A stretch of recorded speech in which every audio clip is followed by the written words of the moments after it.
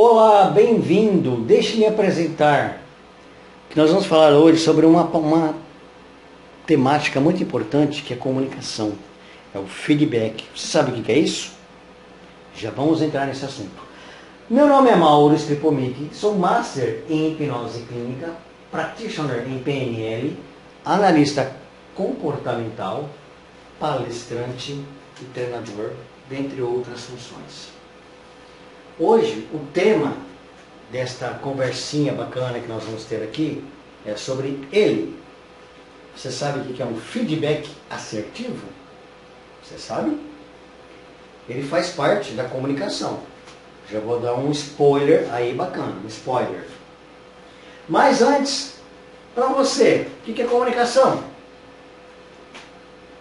O que vem a ser comunicação? Poderíamos dar aqui vários sinônimos, vários significados. Mas vamos ser mais pela teoria da comunicação. Ou seja, a comunicação é o código, a mensagem que eu estou mandando, o código é o jeito que eu estou expondo a minha comunicação, minha mensagem, e como que o receptor vai receber essa mensagem para ele decodificar essa informação e nisso transformar em ação, entender, compreender.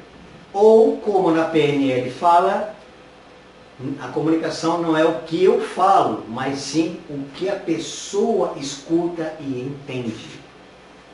Já é um canal importantíssimo que justamente está assim, colado no feedback. Falando nele, o que é o feedback?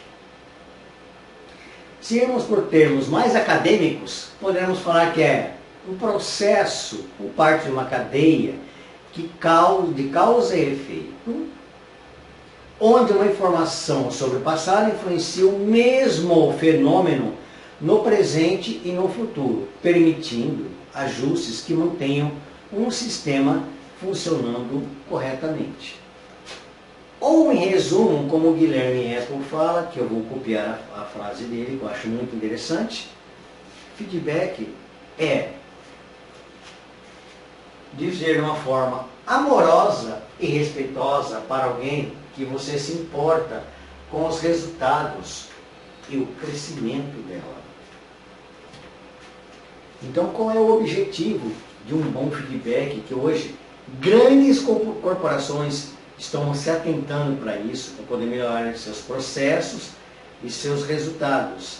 Inclusive isso pode e deve urgentemente ser aplicado também em serviço público, entre líderes e liderados também, os funcionários públicos. Tá?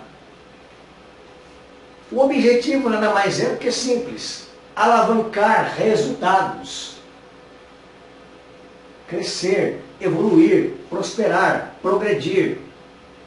Esse é o principal resultado de um bom feedback. Aí eu te pergunto, como que você tem usado? Como que você tem recebido esse feedback? Geralmente, o que é o incorreto? De uma forma desastrosa? Uma hecatombe nuclear que arrasa quarteirões, acaba com tudo, deixa mais ainda esses ruídos de comunicações mais exacerbados, mais prejudiciais. Porque, infelizmente, poucas equipes têm maturidade, pois poucas empresas ainda têm a cultura do feedback correto. Poucas empresas ainda estão voltadas a uma coisa super errada, que é o seguinte: antes de eu fazer o que é o seguinte, como que seria um bom feedback correto? Como que seria? Seria esse aqui, que ainda errada e gravemente errado. Muitas equipes gestoras têm essa mania, que inclusive empresas de grande porte, que já estão se ambientando na cultura do feedback, quando olham para um cara desse, dão só duas sugestões. Ou ele muda, ou ele sai. Porque esse tipo de postura não é impor respeito, não é criar respeito. É impor medo. E medo acaba travancando o feedback, acaba travancando a comunicação, por tabela, acaba prejudicando a cadeia de processos. Então, esse tipo de comportamento aqui, risca fora do mapa. Porque uma boa comunicação, ela vai estar diretamente ligada ao estado. Um estado de ânimo, um estado de tristeza, um estado de raiva ou um estado de medo. Onde esses três aqui estão ligados erroneamente com esse processo arcaico, obsoleto. E nisso aqui está interligado o seguinte: se o comunicador está com bom ânimo e o receptor da comunicação também começa a entrar nesse envolvimento, ter um bom ânimo, o resultado será positivo. Se alguns desses tiverem com um estado de comportamento alterado, o comportamento vai ser alterado e o resultado, nem preciso falar, né? Vai ser alteradérrimo. Porque isso daí, a comunicação, ela está envolta também justamente no sistema VAC, que nós chamamos na PNL, que é o visual, auditivo e sinestésico, onde o sinestésico engloba também o tato, o paladar e o olfato. Tá? Então, se a pessoa, quando recebe uma informação, ela, nos filtros que ela tem, ela pode entender errado, ou na representação interna dela, começa a compreender de uma forma incorreta, do chave da comunicação, vai gerar um estado emocional. Esse estado emocional pode gerar uma fisiologia, ou seja, a comunicação não verbal. E nisso, resultados são comprometidos. E o que eu tenho que fazer então, Mauro? O que eu preciso fazer?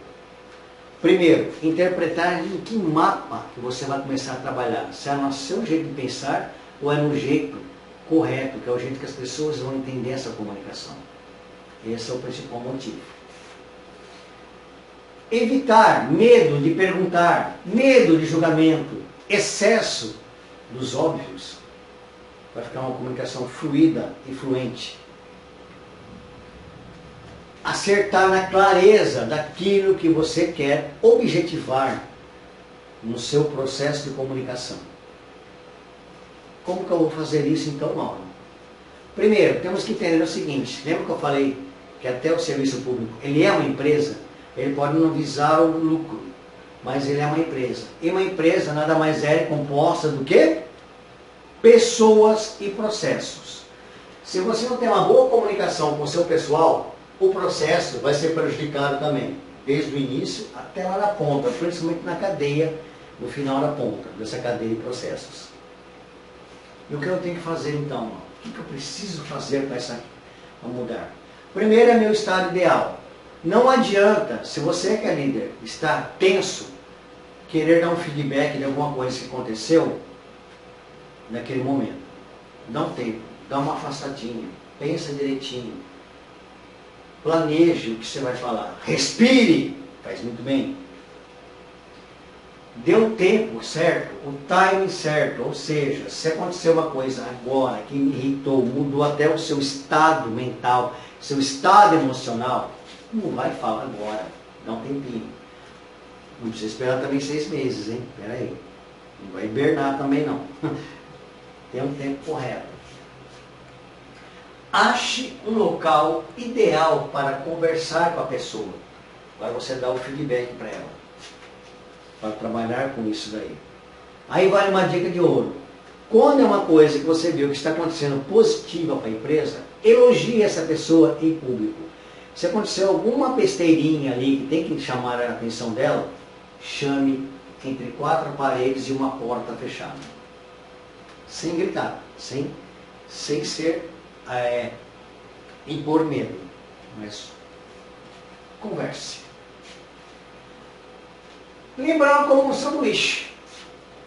Como que você monta o sanduíche? Primeiro passo, que seria o pão, é um estado positivo.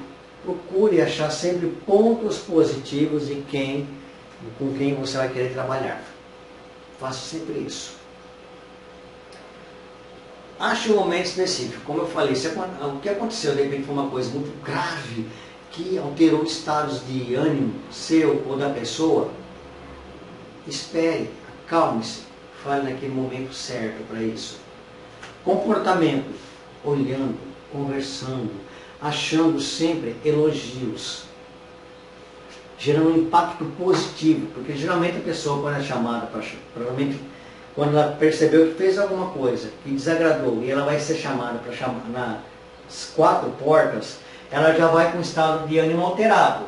Opa, vou tomar bronca. Acalme, converse com serenidade. Número 2, o clássico, pense comigo. Você não gostou de uma coisa? Pensa comigo. Vamos fazer de tal jeito? Vamos conversar assim? Vamos dando sugestões.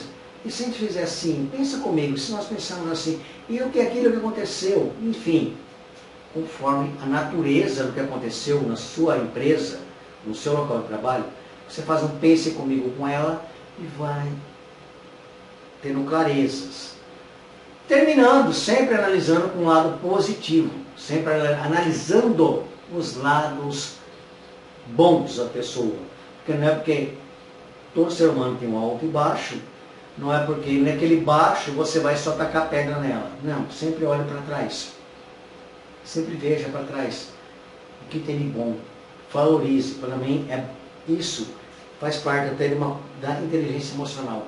Valorize a pessoa, porque senão ela vai pensar que, poxa, eu só faço meleca, eu só faço porcaria. Estou sendo chamado a atenção aqui porque eu estou fazendo coisa errada. E não é bem por aí. Então lembre-se no sanduíche, construa ponto positivo, momento certo, um comportamento adequado para vocês dois. Um pense comigo, para acharmos a solução para a resolução dessas etapas e a coisa fluir cada vez mais, com mais qualidade, sugestionando coisas positivas ou permitindo. Também tem muita coisa que o líder muitas vezes não aceita ouvir sugestões. Faz parte novamente do pense comigo, converse, vamos trabalhar, vamos fazer. Por fim, ache uma saída positiva. Tenha certeza, isso vai fazer uma mudança significativa, que é aonde você esteja. E até entre os colegas de trabalho, tendo esse feedback, se alguém fazer alguma coisa que a outra pessoa não gostou, esse pense comigo, esse canto certo, esse momento certo, vai fazer uma diferença, vai evitar climas de briga, vai evitar muitas e muitas rusgas. Muitos chiados vão ser eliminados do processo de comunicação, automaticamente do processo de um feedback assertivo.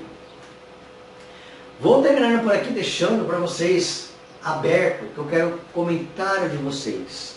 Essa palestra é bem mais longa.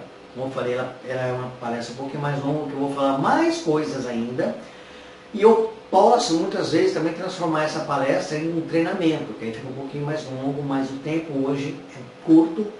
Então eu só queria dar essa clareza para vocês de como começarmos a trabalhar com essa metodologia, que é o feedback assertivo. É uma cultura que tem crescendo e muitas empresas sérias, inclusive serviços públicos, devem adotar. Tá bom? Fica aqui um forte abraço. Espero que vocês curtam, comentem, opinem o que vocês estão achando aqui no canal, que isso é aberto mesmo para vocês. Compartilhem com quem vocês quiserem, que é muito bem-vindo, é muito útil. E eu estou aqui, aberto a conversarmos mais sobre esse e muitos outros temas desse universo maravilhoso que é o desenvolvimento humano. Um grande abraço, sucesso, prosperidade e até mais!